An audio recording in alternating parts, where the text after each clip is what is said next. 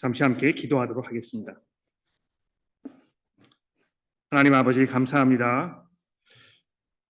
이제 저희들의 마음을 진정시켜 주시고 하나님의 말씀에 집중할 수 있도록 도와주셔서 이 말씀을 들을 때 저희들의 마음이 움직여지며 또 하나님께 바른 마음으로, 바른 생각으로, 바른 삶으로 나아가도록 저희를 도와주옵소서. 예수 그리스도의 이름으로 간절히 기도합니다. 아멘. 이미 말씀드린 대로 오늘부터 예레미야 설교 시리즈를 시작하게 됩니다. 12주에 걸쳐서 이 말씀을 다뤄보려고 하는데요. 제가 이제 올해로 안수를 받은 지 25년 됐습니다만 25년 중에 처음으로 이 예레미야서 전체를 설교하게 되는 것 같습니다. 아마 여기 앉아 계시는 여러분들 중에도 예레미야서의 내용을 처음부터 끝까지 잘 들어보시거나 그 내용을 잘 이해하셔서 이것이 이런 말씀을 이렇게 타고 오는 것이구나 잘 정리되어 계시는 분들이 많이 계시지 않을 거라고 제가 짐작을 해봅니다. 근데 가만히 생각해 보면 그럴 수밖에 없는 몇 가지 이유가 있다고 생각합니다. 우선 잘 아시는 바와 같이 예레미야서는 성경에서 가장 분량이 많은 책입니다. 물론 그 장수나 절수를 따졌을 때는 예레미야보다 더 많은, 더 긴 이런 책이 있을 수 있습니다만 거기에 담겨 있는 그 단어 수를 따져 보았을 때 가장 많은 단어를 담고 있는, 그래서 가장 긴 책입니다. 근데 이 예레미야서의 문제는 그저 길다는 것만 문제가 아니고 그 안에 담겨 있는 그 내용의 그 깊이라든지 그 넓이라든지 또 그 방대함, 또 거기에 담겨 있는 그 복잡함, 이런 모든 것들이 아주 그 접근하기 어려운 이런 책으로 우리 마음속에 다가오게 된다는 것입니다. 제가 이 예레미야서를 종종 여러 군데 이렇게 나눠서 설교를 해본 적이 있습니다만 이 책 전체를 이렇게 다루어 보았을 때 마치 이 사자줄에 목을 메어가지고 그 길들여 보려고 하는 그런 부질없는 이런 일이 아닌가 생각될 때가 한두 번이 아니었습니다. 예레미야서를 읽다 보시면 이것이 정서적으로도 굉장히 힘든 그런 책이라는 것을 아마 이해하시게 될 것입니다. 여기에 담겨 있는 예레미야 선지자의 그 마음과 그가 쏟아내는 이 상황과 하나님의 말씀에 대한 그 부담감, 이런 것들이 읽는 여러분과 저로 하여금 역시 마찬가지로 굉장히 어려운 그런 그 내용을 담고 있다는 것입니다. 뿐만 아니라 이 설교 시리즈를 구성하는 문제도 그렇게 쉽지 않습니다.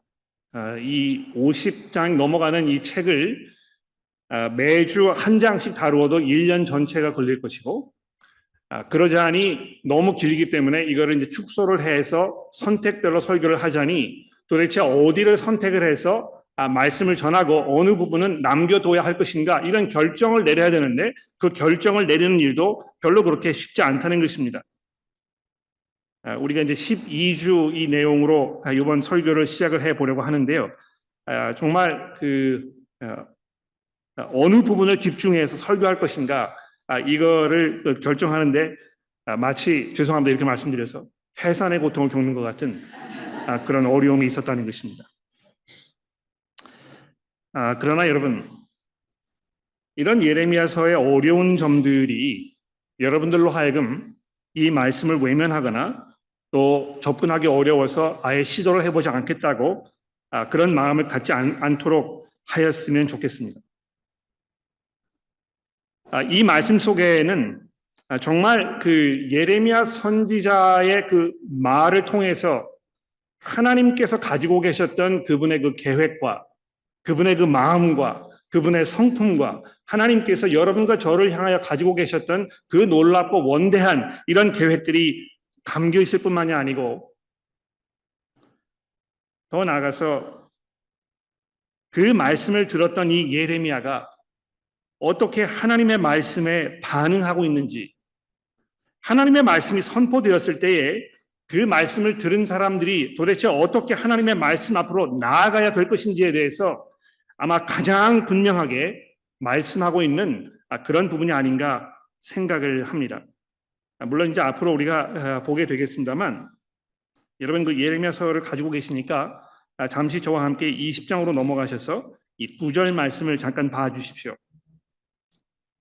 자, 여기 보시면 예레미야가 뭐라고 이야기하는지 들어봅시다. 내가 다시는 여호와를 선포하지 아니하며 그의 입으로 말하지 아니라 하면 나의 마음이 불붙는 것 같아서 골수에 사무치니 답답하여 견딜 수가 없나이다. 내가 다시는 하나님의 말씀을 읽지도 않고 증거하지도 않고 이 말씀을 사람들에게 전하지도 않고 내가 그렇게 해야 되겠다고 마음을 먹는다면 내 마음이 불이 붙는 것 같아서 내 골수에 사무치기 때문에 내가 견딜 수가 없다고 외치고 있는 이 예레미야의 이 절박한, 이 간절한, 이 열정적인 이런 고백을 들어보십시오. 아마 정말 그 말씀에 사로잡힌 바 된, 그래서 이 말씀이 아니고는 어떻게 할 수 없는 그런 그 사람의 깊은 고백이 여기에 담겨 있다는 것입니다. 근데 그 오늘 본문 말씀에 이제 보시면 이 본문이 이제 이렇게 시작이 되고 있습니다. 이 예레미야 선지자에 대해서 이야기하면서 다시 1장으로 와 보십시오. 베냐민 땅 아나돗의 제사장들 중 hil기야의 아들 예레미야의 말이라. 아몬의 아들 유다 왕 요시야가 다스린 지 13년에 여호와의 말씀이 예레미야에게 임하였고, 이렇게 되어 있습니다. 하나님의 말씀이 임하였다 하는 이 말이 도대체 무슨 말일까요? 예레미야가 뭐 이 환상을 봤다는 말입니까? 꿈을 꿨다는 말이겠습니까? 그가 하나님의 음성을 들었을까요? 하나님께서 그에게 너 내가 이제부터 불러주는 걸 다 받아 적어라 뭐 이렇게 하셨을까요?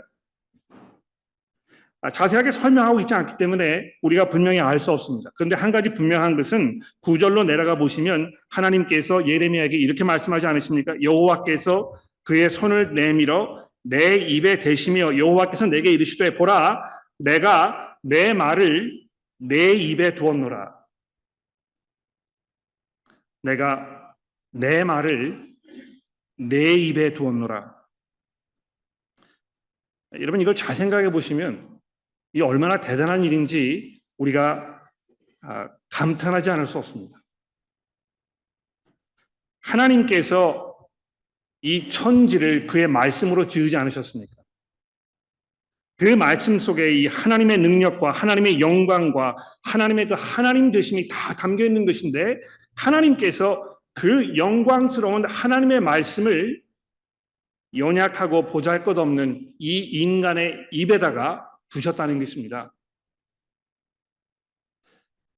여러분 가지고 계시는 귀한 물건 한번 생각해 보십시오. 내가 정말 소중하게 여기는 가장 값나가고 가장 비싼 가장 내가 소중하게 아끼는 그 물건 이것을 철없는 어린아이에게 이렇게 주면서 네가 가지고 있으라고 이야기할 사람이 어디 있겠습니까? 제가 지금도 기억나는데요. 저희 아들 녀석하고 딸아이가 운전면허를 받은 다음에 처음으로 차 키를 달라고 했을 때 제가 기쁜 마음으로 차를 주었겠습니까? 아마 그렇게 하시는 부모님들 한 분도 안 계실 거예요. 왜 그렇습니까? 차가 그만큼 값 나가는 것이고 중요한 이 삶의 일부분이기 때문에 그런 것입니다. 그런데 하나님께서 그 귀한 하나님의 말씀을 그 능력으로 차고 넘치는 그 말씀을 하나님의 영광이 담겨있는 그 말씀을 예레미야 선지자에게 주시면서 내가 이것을 사람들에게 말해라. 아마 이것은 무엇보다도 인간을 향한 하나님의 그 은혜를 증거하는 것일 것입니다. 얼마나 하나님께서 자비롭고 또 풍요로운 분이신지 얼마나 너그러우신 분이신지 인간의 그 부족함에도 불구하고 하나님의 그 놀라운 무기를 거저 주시는 것을 마다하지 아니하시고 인간에게 그 말씀이 소멸되지 않도록 맡기시는 그 지혜와 그 능력이 여기에 담겨 있다는 것입니다.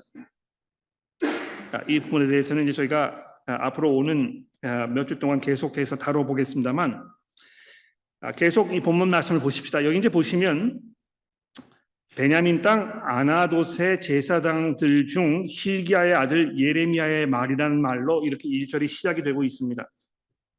왜 이것을 우리가 아는 것이 중요했을까요? 왜 그냥 하나님의 말씀이 예레미야에게 임했다 이렇게 하면서 곧바로 시작하지 아니하고 구태여 여러분과 저에게 잠시 숨을 멈추고 이 예레미야라는 이 사람에 대해서 생각해 보도록 하고 있는 것입니까?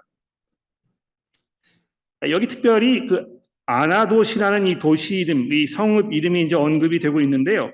이 아나돗이라는 이름을 구태여 얘기해야 했던 그 이유가 무엇일까를 잠시 한번 생각해 보겠습니다.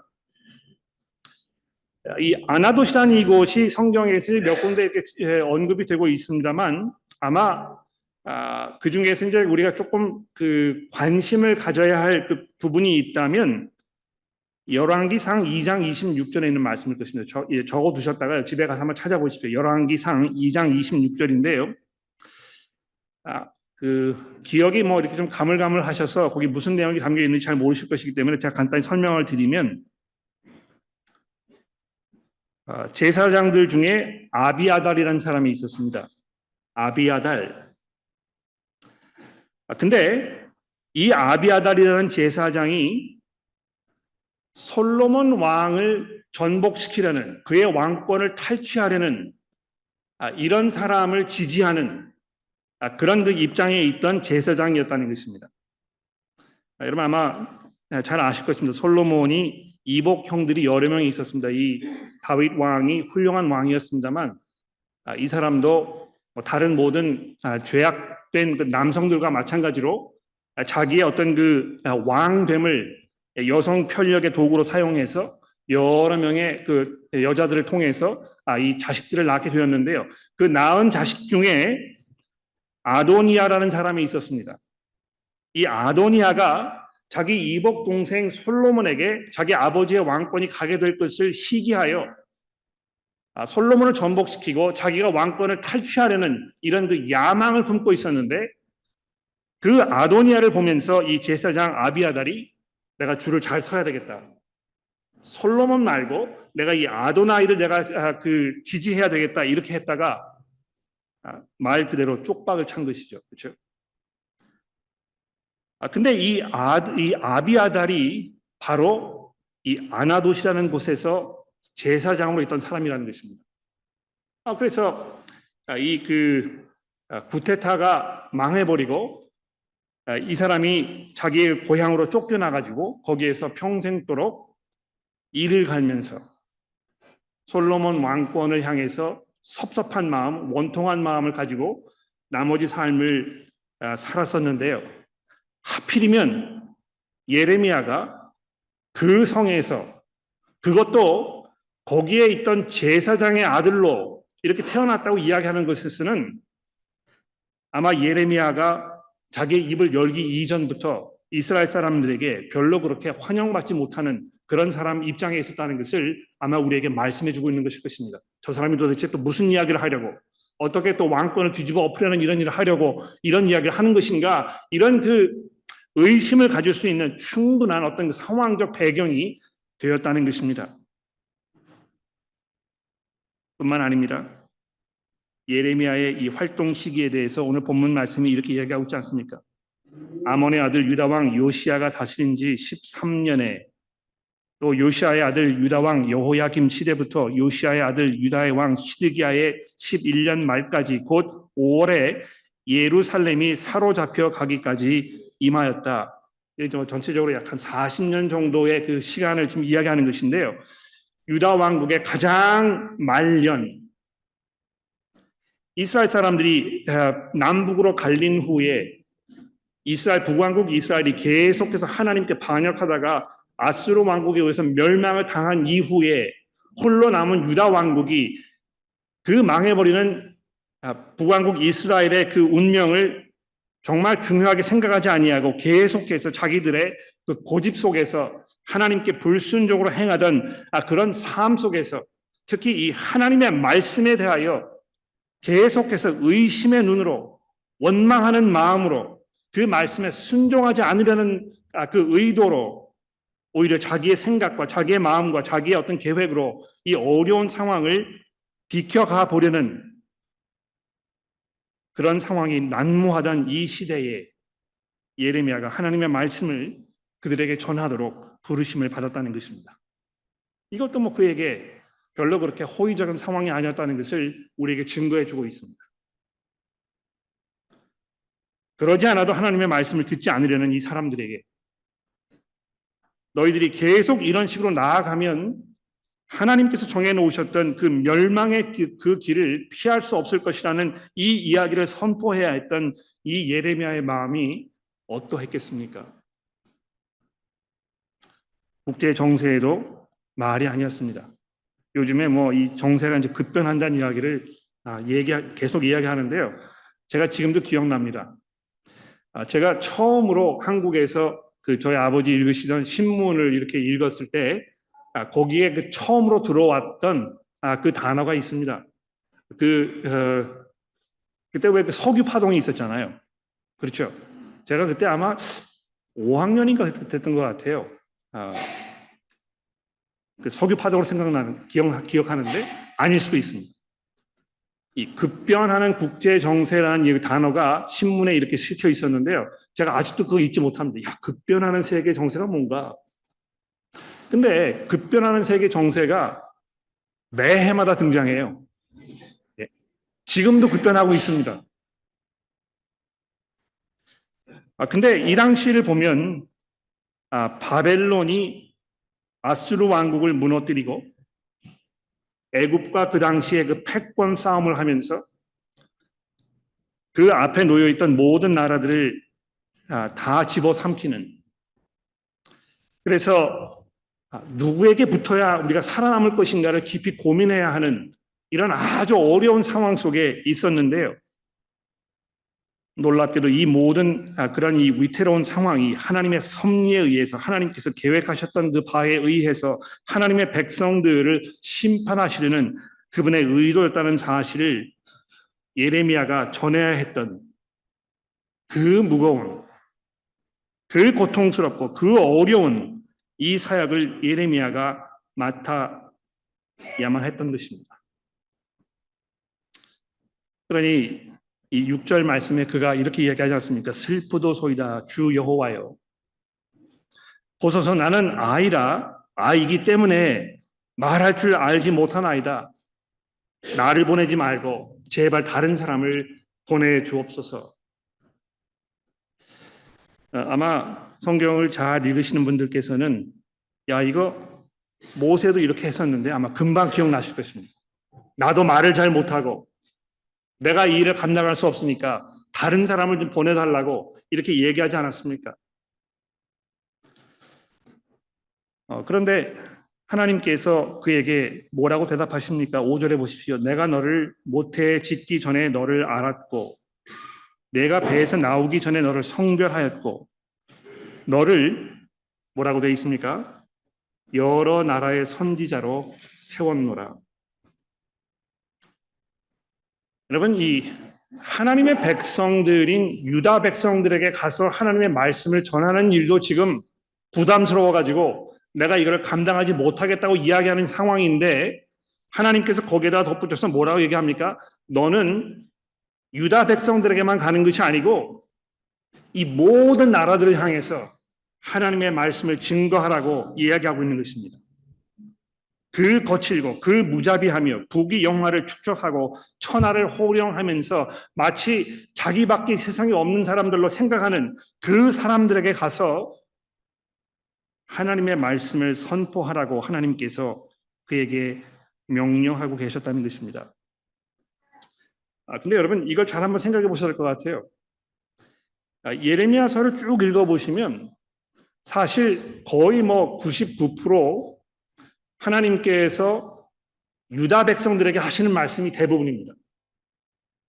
왜 그들이 하나님의 마음을 그토록 경노하게 했는지, 하나님께서 그들을 위해서 뭘 하셨는지, 하나님께서 왜 이토록 이 유다 백성들의 그런 그 패역함을 원통해 하시면서 하나님께서 어떤 결정을 내리시려는지 이런 것들을 계속 이야기하고 있는데요.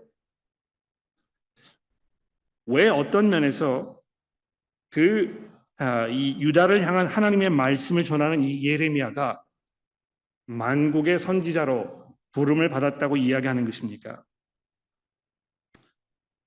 좀 더 내려가셔서 10절 말씀을 보십시오.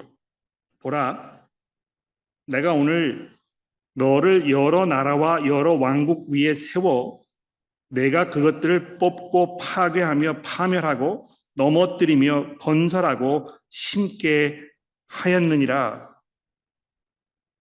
그럼 하나님께서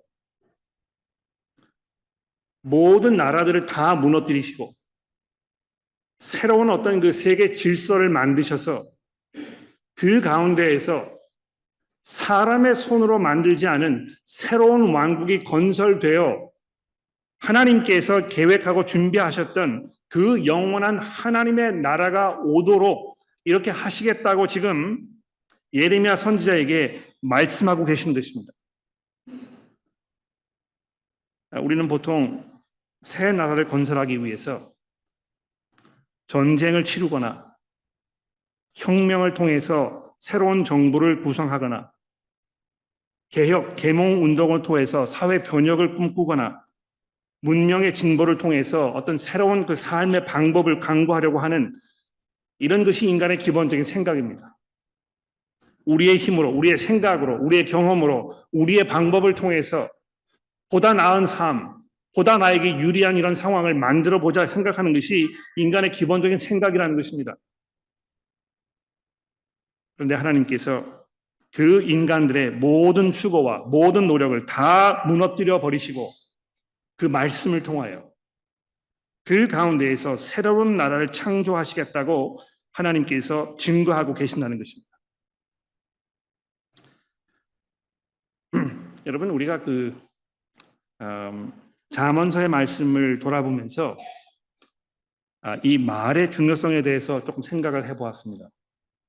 그러니까 기본적으로 사람들이 입이 가벼운 사람, 말이 많은 사람, 또 말과 행동이 일치하지 않는 이런 사람들을 별로 그렇게 높은 점수를 주지 않습니다.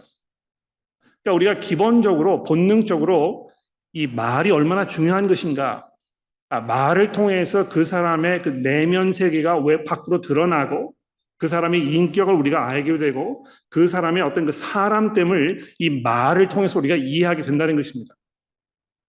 그러나 안타깝게도 우리 인간들은요, 기본적으로 나약하고 힘이 없어서 우리가 한 말, 내뱉은 그 말에 책임을 지지 못하는 이런 경우가 허다한 것입니다. 자기의 입을 스스로 다스리지도 못할 뿐더러 자기가 내뱉은 그 말의 결과에 대해서 책임을 지지 못하는 경우가 얼마나 많이 있습니까?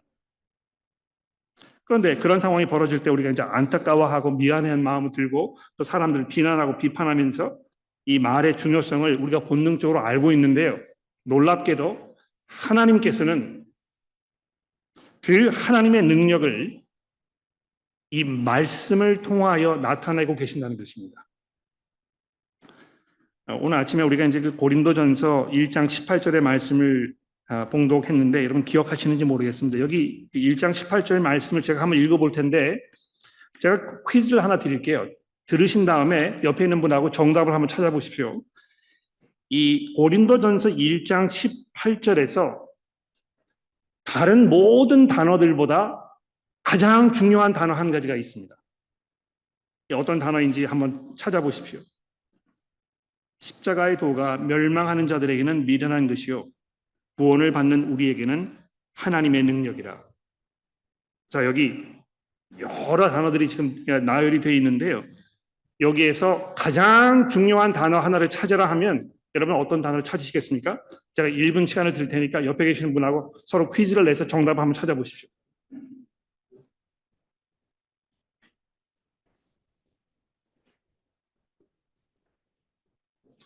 네, 됐습니다. 아마 지금 못 찾으셨으면 아마 토론을 하셔도 못 찾으실 겁니다.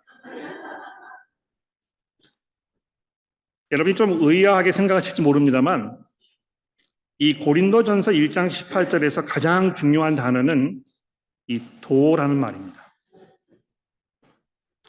근데 안타깝게도 이 도라는 말의 그 단어 선택이 굉장히 유감스럽습니다. 저는. 왜냐하면 이 도라는 말은 이제 그 길 도자를 써가지고 뭐 도를 아십니까? 이제 이렇게 할 때 쓰는 그 도자잖아요. 근데 여기 원래 이 단어는 십자가의 말씀이라는 단어입니다. 즉 다시 말해서 십자가의 말씀이 멸망하더라는 자에게는 미련한 것이요 구원받는 우리에게는 하나님의 능력이라 이렇게 얘기하고 있다는 것입니다. 여기서 주목할 것은요. 십자가가 멸망하는 자들에게는 미련한 것이요 구원받는 우리에게는 하나님의 능력이라 이렇게 얘기하지 아니하고 구태여 사도 바울이 여기다가 십자가의 말씀이 이렇게 되어 있습니다. 즉 다시 말해서 우리 인간의 입을 통하여 그 증거되는 이 부활 사건, 십자가와 부활 사건을 목격했던 이 사도들이 자기의 그 증거를 통해서 설명해 놓았던 그 사건의 그 말씀의 의미, 바로 이것을 통해서 하나님의 능력과 하나님의 지혜가 이 세상에 나타났다는 것입니다. 여러분께서 복음의 말씀을 듣고 그 말씀을 이해하고 거기에 믿음과 회개로 나아갔을 때 여러분과 제가 비로소 하나님의 그 능력 안에 들어가게 된다고 바울 사도가 얘기하고 있다는 것입니다. 그래서 여러분 그 고린도후서 2장에도 보시면 2장 15절에 바울 사도가 이렇게 얘기하잖아요. 우리는 구원받는 자들에게는 망하는 자들에게나 하나님 앞에서 그리스도의 향기니 이 사람에게는 사망으로부터 사망에 이르는 냄새요 저 사람에게는 생명으로부터 생명에 이르는 냄새라 누가 이 일을 감당하리요. 여러분과 제가 이 십자가의 그 말씀 이것을 증거하고 설명하고 사람들에게 설득하여 그리스도 앞으로 돌아오게 하였을 때 그 순간 여러분과 제가 우리의 이야기를 듣는 그 사람의 생사를 결정하는 그 사람의 영원이 우리 손에 달려있다는 이 엄청난 능력을 하나님께서 우리에게 주고 계신다는 것입니다. 근데 거기서 끝났으면 참 좋겠는데요. 이런 엄청난 능력을 하나님께로부터 부여받은 예레미야가 그 사역을 감당하는 동안 어떤 일을 기대할 수 있었는지에 대해서 하나님께서 나머지 부분에서 이렇게 말씀하십니다. 17절 말씀을 보십시오. 그러므로 너는 허리를 동이고 일어나 내가 네게 명령한 바를 다 그들에게 말할지니라. 그들 때문에 두려워하지 말라.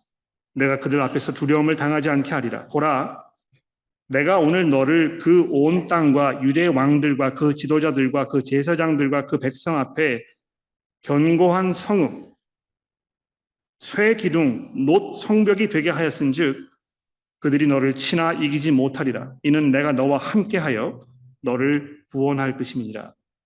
여호와의 말이니라. 예레미야서를 이제 읽으면서 이러한 부분이 아주 절묘하게 제 마음속에 다가오고 이 하나님의 지혜를 감탄하지 않을 수 없게 되는 것 같은데요. 여러분 지금 그 하나님께서 이 북방 민족들 바벨론을 부르셔다가 예루살렘을 무너뜨리시려고 지금 하고 있습니다. 너희가 계속 이 방향으로 나가게 되면 내가 너희들 그냥 두지 아니하고 너희가 그토록 귀중하게 여겼던 예루살렘을 내가 다 무너뜨릴 것이다. 그런데 그 예루살렘을 대신하여 뭐라고 되어 있습니까? 내가 예레미야 너를 내 말을 내 입에 담겨두었던 바로 너를 견고한 성읍으로 쇠 기둥으로 놋 성벽으로 되게 하여 내가 무너지지 않게 할 것이다. 마치 이 패역하고 보잘것없고 멸망의 길을 갈 수밖에 없었던 이 예루살렘을 대신하여 그 하나님의 그 백성다운 그 삶이 이루어질 수 있는 그곳을 예레미야 선지자로 대체하시겠다고. 그 하나님의 말씀이 그 입에 담겨 있는 그 사람이 하나님의 백성으로서의 역할을 대신 감당하도록 하시겠다고 말씀하고 있다는 것입니다. 첫 시간이니까 모든 걸 다 말씀드릴 수는 없고요. 간단하게 이 1장에 있는 내용과 우리의 삶을 조금 정리를 해보면, 여러분 성경을 읽으실 때, 이 말씀이 나와 이제 무슨 상관이 있을까? 이 질문은 굉장히 중요한 질문이고 여러분이 항상 하셔야 할 질문인데요. 그 질문에 대한 답을 찾으시면서 너무 빨리, 너무 쉽게 여기에 있는 이 말씀과 내 상황을 이렇게 일치시켜 보려는 그런 접근 방법을 제가 보게 됩니다. 그래서 예를 들어서 이 1장 4절 말씀에도 이제 보시면, 내가 너를 모태에서 짓기 전에 너를 알았고 내가 배에서 나오기 전에 너를 성별하였고 내가 너를 여러 나라의 선지자로 세웠노라. 이제 이런 말씀을 읽을 때, 참 하나님께서 이 예레미야 선지자를 이렇게 오래 전부터 선택하셔서 그를 성별하셔가지고 특별한 사역을 맡기셨던 것처럼 나를 역시 부르셔서 나에게 특별한 일을 맡겨놓으신 것이구나. 내게 맡기신 그 특별한 일이 뭘까? 그렇지. 변호사가 되는 일이지.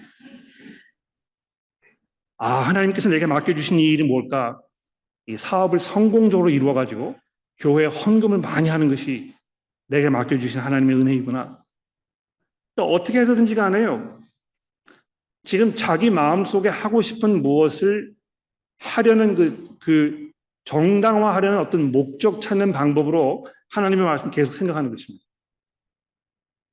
물론 하나님께서 여러분과 저를 창세 전부터 아셨고 선택하셔서 하나님의 백성으로 부르셨습니다만, 여기 본문 말씀에 등장하는 이 부분은 하나님께서 특별한 상황에 특별한 사람을 특별한 목적을 이루시기 위해서 부르셨던 그 사건에 대한 증거라는 것입니다. 오히려 우리가 이 말씀을 읽으면서 우리 삶 속에 적용해야 할 어떤 중요한 부분이 하나 있다면, 하나님께서 이 온 세상을 통치하시며 온 세상뿐만 아니라 그 온 세상을 구성하고 있는 모든 각 사람들의 한 부분까지도 다 다스리시는 그 전능하신 하나님의 주권적인 그 다스림이 우리 삶의 모든 영역을 다스리고 있는 이런 놀라운 분이구나 하는 그 감탄일 것입니다. 여러분, 이것을 믿으십니까? 하나님께서 창세 전부터 여러분을 이미 알고 계셨고 여러분의 머리에 있는 그 머리털 수를 이미 알고 계시며 여러분께서 하고 계시는 모든 생각과 모든 말과 마음의 모든 의도한 바와 여러분의 미래까지도 그분의 손 안에 지금 담겨 있다는 이 사실을 여러분이 믿음으로 고백하시면서 그분 안에서 깊은 위로와 평안과 확신 가운데 살고 계시는 것입니까? 더 나아가서 이 본문 말씀을 우리가 읽을 때 다시 한번 이 하나님의 그 말씀의 능력에 대하여 우리가 생각해 보게 되는 것입니다. 하나님께서 어떻게 우리를 찾아오셨는가? 어떻게 하나님의 그 하나님 되심이 우리 삶 속에 비로소 접목되어 우리가 마치 그 하나님의 분신인 것처럼 살도록 하셨는가? 그 말씀을 통하여 그것을 통해서 하나님을 만나게 하시고 하나님의 자녀가 되게 하시고 우리에게 거듭나게 하셔서 하나님의 그 능력의 증거자로 삼으시는 이 놀라운 삶을 우리가 다시 한번 이 예레미야서 1장의 말씀을 돌아보면서 생각해 보게 됩니다. 사랑하는 교회 여러분, 이제 앞으로 우리가 남은 12주 동안 이 방대한 그러나 이 놀랍고 훌륭한 이 책의 내용을 깊이 묵상하면서 여러분과 저의 삶 속에 하나님의 놀라운 은혜와 사랑이 충만하게 되기를 간절히 기도합니다. 기도하겠습니다.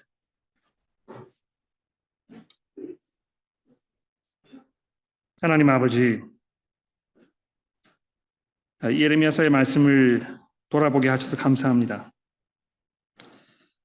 마치 하나님의 그 말씀이 예레미야 선지자의 마음속에서 불 붙듯이 일어나서 그 말씀에 근거한 삶을 살지 않고는 자기가 견딜 수 없었다고 고백했던 예레미야 선지자의 고백처럼 저희들의 마음 가운데 주의 말씀을 향한 열정을 불러일으켜 주시고 그 말씀으로 인하여 우리가 새로운 삶을 살며 하나님 앞으로 더 가까이 나아가는 귀한 은혜가 우리 모두에게 있도록 도와주시기를 예수 그리스도의 이름으로 간절히 기도합니다.